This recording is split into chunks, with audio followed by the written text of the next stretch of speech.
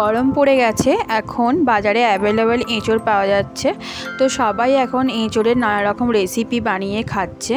তাই আজকে আমিও ভাবলাম যে একটা এঁচোড়ের রেসিপি বানিয়ে ফেলি। তো এঁচোড় চিংড়ি সবাই বানিয়ে থাকে, আজকে একটা নতুনভাবে এঁচোড় চিংড়ি বানালাম। কিভাবে বানিয়েছি সেটা দেখে নিই। প্রথমে সাইজ মতন এঁচোড়গুলো কেটে নিয়েছি, কড়াইতে বসিয়ে দিয়েছি।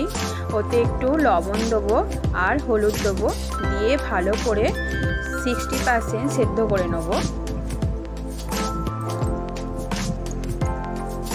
ঢাকা দিয়ে সিদ্ধ করে নেব।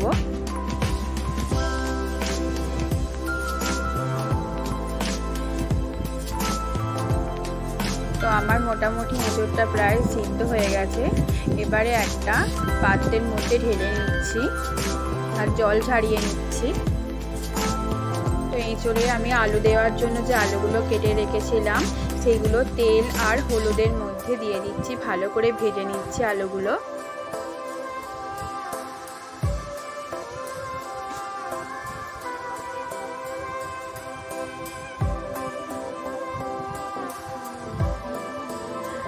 দুটো আমি বড় বড় করে পেঁয়াজ কেটে রেখেছি, আর একটা গ্রেট করে রেখেছি পেঁয়াজ, আর দুটো টমেটো গ্রেট করে রেখেছি। তো আলুগুলো আমার ভাজা হয়ে গেছে, আমি এবার তুলে নিচ্ছি আলুগুলো। তো আলুটা ভাজার পর কড়াইতে তেল ছিল, ওই তেলের মধ্যেই আমি যে এঁচোড়টা ভালো করে জল ঝারিয়ে রেখেছিলাম সেটা ভালো করে ভেজে নিচ্ছি।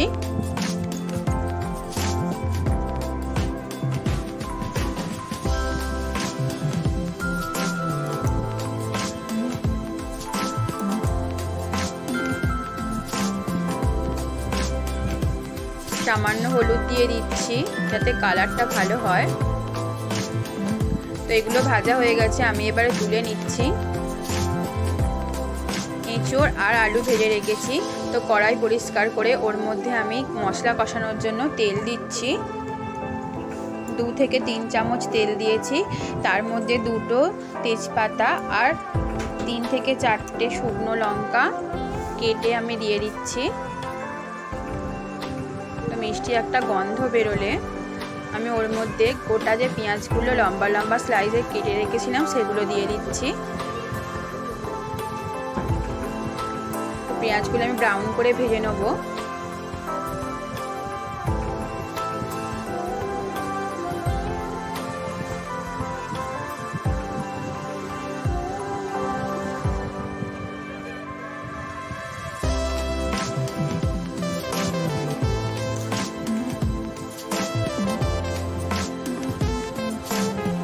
তো ভাজা হয়ে গেছে আমার ব্রাউন করে ভাজা। তো পেঁয়াজটা আমি এবারে দিয়ে দিচ্ছি, যেটা গ্রেট করে রেখেছিলাম একটা গোটা পেঁয়াজ সেটা দিয়ে দিচ্ছি। তো তোমরা ভাববে 2 রকম পেঁয়াজ কেন দিচ্ছে, একরকম দিলেই তো ভালো হতো। কিন্তু গোটা গোটা যে পেঁয়াজগুলো থাকবে সেগুলো খেতে ভালো লাগবে, কিন্তু গ্রেভিটা ভালো হবে না। তার জন্য একটা পেঁয়াজ আমি গ্রেট করে রেখেছি যাতে গ্রেভিটা খুব ঘন ঘন হয়। আর দুটো টমেটো আমি গ্রেট করে রেখেছিলাম সেটা দিয়ে দিচ্ছি। টমেটো আর পেঁয়াজটা ভালো করে এখানে ভেজে নিতে হবে।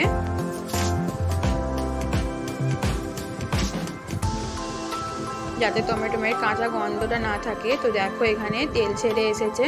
তো আমি এই পর্যায়ে এসে এখানে আদা রসুন দিয়ে দেবো। ছোট চামচের 2 চামচ রসুন বাটা দিচ্ছি আর 2 চামচ আদা বাটা দিচ্ছি। জিরে ধনে আর গোলমরিচ বেটে রেখেছিলাম, তো সেটা আমি দিচ্ছি 1 চামচের মতো। এটা বড় চামচের 1 চামচ দিলেই হয়ে যাবে। লঙ্কা দিচ্ছি, লঙ্কা গুঁড়ো দিলাম 2 চামচ আর হলুদ গুঁড়ো দিচ্ছি। গুঁড়ো হলুদ 2 চামচ দিলাম, আর কালারের জন্য কাশ্মীরি লঙ্কা দেবো 1 চামচ। তো সমস্ত কিছু উপকরণকে আমি ভালো করে কষিয়ে নেব এবারে, যাতে মশলাটা পুড়ে না যায়। অল্প পরিমাণ জল দিয়ে ভালো করে কষাতে হবে মশলাটা।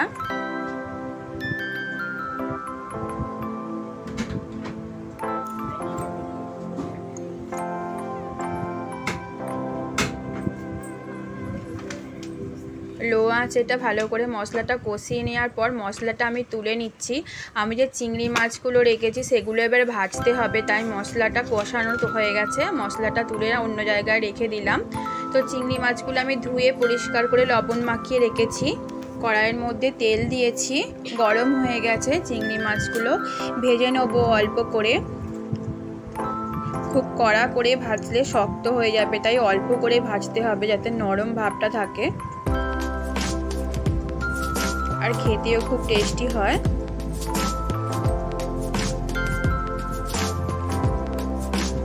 তো চিংড়ি মাছগুলো আমার ভাজা হয়ে গেছে, আমি এবারে এগুলো তুলে নেবো।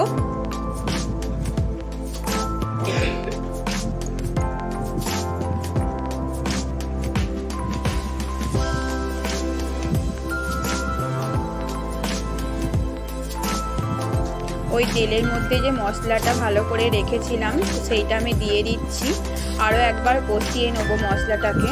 আর ওই মশলার মধ্যেই আমি এবারে আলু আর এঁচড়গুলো যে ভেজে রেখেছিলাম সেগুলো দিয়ে দিচ্ছি।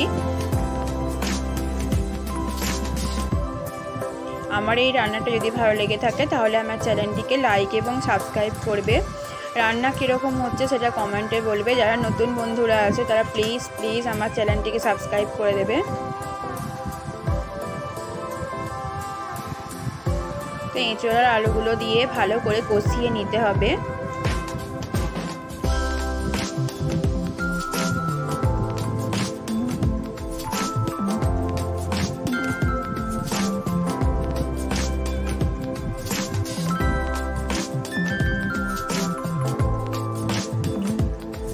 কষানো হয়ে গেছে, আমি এই পর্যায়ে এখানে জল অ্যাড করব। যেহেতু আমি ভাত দিয়ে খাওয়ার জন্য দুপুরের জন্য এই তরকারিটা বানাচ্ছি, তাই আমি একটু জলটা বেশি দিচ্ছি। তোমাদের রুটি দিয়ে হলে কিন্তু আর একটু কম জল দেবে, তো কষা কষা হবে তাহলে।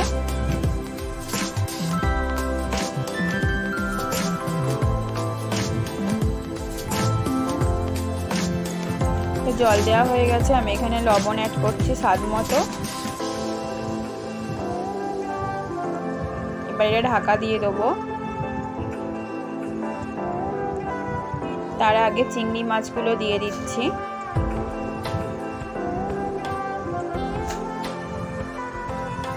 5 থেকে 10 মিনিট হলেই এটা হয়ে যাবে। ঢাকা দিয়ে রান্না করে নিচ্ছি। এখানে কিছু গরম মশলা নিয়েছি, ওটা আমি ভালো করে শিলনোড়ায় বেটে নেব। তো 10 মিনিট রান্না করে আমি নিয়েছি, আলু সেদ্ধ হয়ে গেছে, রান্নাটা আমার রেডি হয়ে গেছে এঁচোড় চিংড়ি। আমি যে গরম মশলাটা ওখানে শিলনোড়ায় বেটে নিয়েছিলাম সেটা এখানে দিয়ে দিচ্ছি। তো রেডি হয়ে গেল আমাদের এঁচোড় চিংড়ি। এটা রুটি দিয়ে ভাত দিয়ে পরিবেশন করতে পারা যাবে। তো আমি এখন ঢাকনা দিয়ে 5 মিনিট রেখে দেবো। ওভেন বন্ধ করে দিয়েছি। দেখো কত সুন্দর কালারটা এসেছে।